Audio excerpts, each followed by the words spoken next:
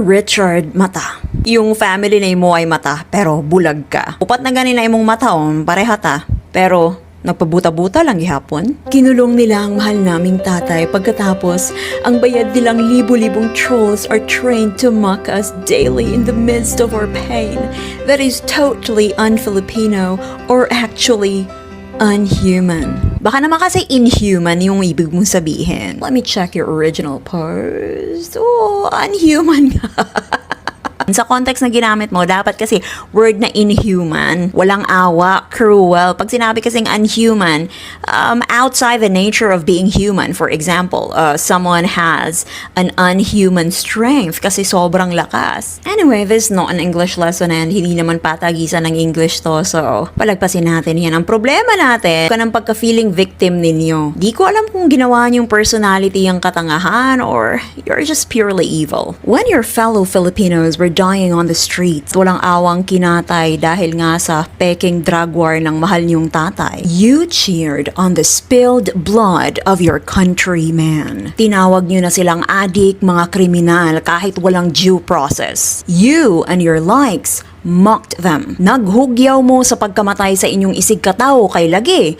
Para ninyo, deserve nilang mamatay. That's totally un-Filipino. That's totally inhuman. Di ko na iisa-isahin pa lahat ng naging biktima, but let's talk about this. Francisco Maniosca, pinaslang habang natutulog kasama ang ama na suspected of drug use. Micah Olpina, 3 years old, died after being shot during a police raid targeting her father. Again, suspected, let me say that again, suspected of drug use. Kapwa nyo Pilipino pinagpapatay merely out of suspicion. Diba makarungog mo og term nga bend the law, mura na magani mo magkirig-kirig. Pero okay lang sa inyo naay pamatyon kay lagi mga adik, kay lagi matud ninyo kriminal. Says who? Where in our law says that it's okay to kill them? Kining mga bataa ba, deserve ba nila nga mamatay? Deserve ba nila nga katawaan ninyo ang ilahang pamilya nga gapangayo og hustisya? Matud pa ninyo, anak man jud na to achieve greater things, kinahanglan man jud og collateral damage, di man jud na maiwasan. Who are you? Who are you to decide whose lives to save and whose lives to take? ICC Appeals Chamber reading of decision. This is GMA News reporting on the families of victims gathering together to witness such decision. Eto kayo nakahaha-react. Tinatawanan ng mga pamilyang hanggang ngayon nagdadalamhati. Zero compassion. Ngayon mo sabihin sa akin, Dr. Mata, yan ba ang pagiging Pilipino? Yan ba ang sinasabi mong makatao? Tapos karon kamo ang magpakaron ingnon nga kamo ang gitamay? Bagaan ninyog naong oy. Reklamo ka that you're in pain? Bakit? Pinatay ba yung tatay nyo?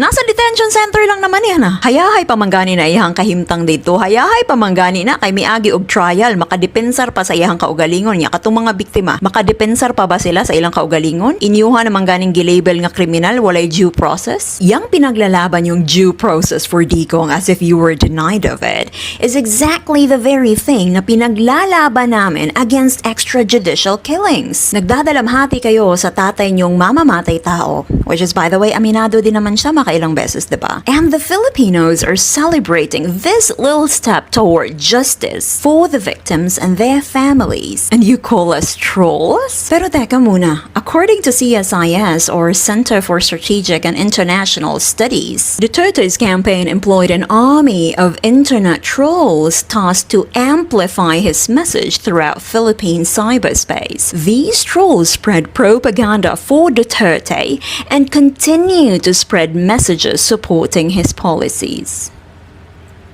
I know what you're thinking, fake news yan. Siyempre, train kayo mag-isip ng ganyan na kapag against your narrative, fake news agad. But this is it. Actually, isa lang to sa mga studies proving that Duterte indeed used an army of trolls. Sa tinunod na lang pagkasulti, no, you deserve all the mocking because your trolls ay patuloy pa rin na nagpapakalat ng disinformation na hindi naman nakatulong sa hinihing interim release ng tatay niyong karton. Kamu mismo ang rason kung nganong na-reject na-reject ang appeal ni Digong pero padayon gihapon mo sa inyong pagkaamaw. Basin kinahanglan i-translate sa Bisaya ning decision sa ICC no kay murag hantod karon wala gihapon mo kasabot no? O baka naman yung mga leader nyo ang nagbibigay sa inyo ng maling impormasyon kasi confident sila na kahit anong sabihin nila ay paniniwalaan nyo kasi nga confident sila sa katangahan nyo. Nagdadalamhati kayo para sa taong binalahura ang Diyos? May pa-prayer rally pa kayo? Kanino kayo dumulog? To the very same God He called stupid? May mga Christians for Duterte pa. Why?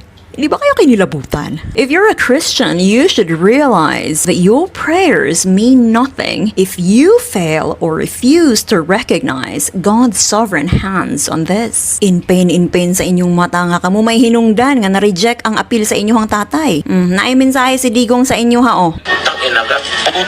And that's it for today's video. Mabuhay ang mga bisdak na nag-iisip. Mabuhay ang Pilipinas.